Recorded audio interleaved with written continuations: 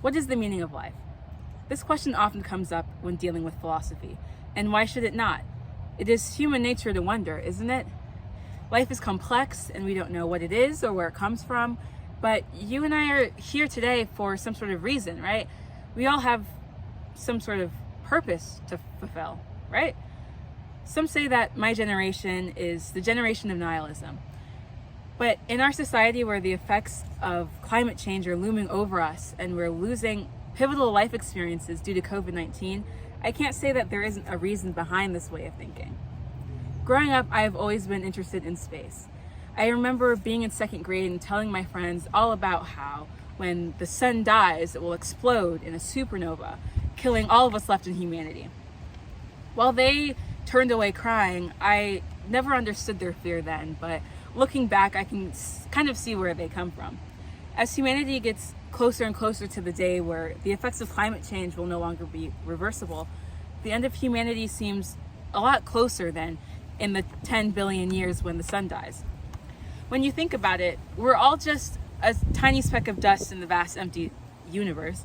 One person is insignificant in a state full of 11 million, and that state becomes insignificant in our world of 7 billion people. Even the Earth is insignificant compared to the sea of 700 quintillion planets in our universe. That's 20 zeros after the 7. And to think that it would take light 93 billion years to travel our observable universe is insane. And in a world where this information is just a Google search away, I'm sure many, like myself, have fallen into a black hole of information that makes life seem more and more insignificant. Existential nihilism, the philosophical theory that life is meaningless in the vastness of the universe, says no, there is no meaning of life. Therefore, nothing matters, and we're here only as a matter of chance. This might seem very negative and scary, but I believe the opposite is more scary. Imagine if all humans had to live up to a pre-described purpose that the universe had given us. That pressure that it would put on all of us seems much more unnerving. Life is short, and we only have one chance to do things in life, which can elicit fear, but it is also liberating. If nothing matters in the universe, then the only thing that matters is how I experience my own life. If the universe truly has no purpose, then I can give it whatever purpose that I value. If nothing matters in the great span of things, then that time I flunked my first test doesn't matter. The time I embarrassed myself in front of my friends doesn't matter. The time that someone made fun of me doesn't matter. If nothing matters, then nothing's holding me back.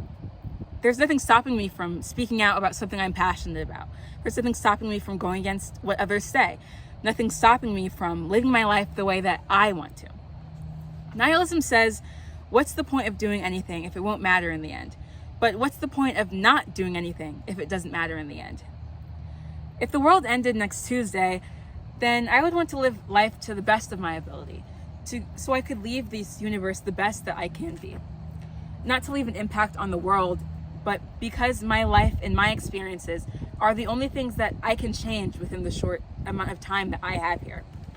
Some people might take this ideology and think, if nothing matters, then what's stopping me from quitting my job, dropping out of school, and living a life playing only video games and eating potato chips? Well, you have to remember that our society still has rules and laws put in place to keep people from doing these things.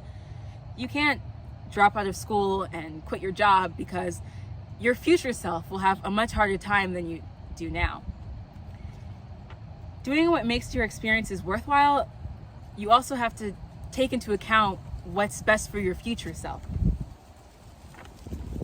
I might not want to study for the test that I have next week, but I know that if I do, then my future self will be better off.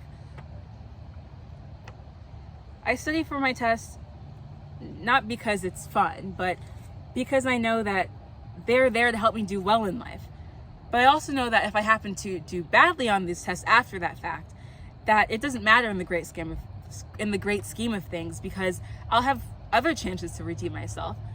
It's not worth it to stress about the small things, because as long as I'm happy doing the things I love and enjoying life, then I fulfilled my own purpose, and that's the only thing that matters.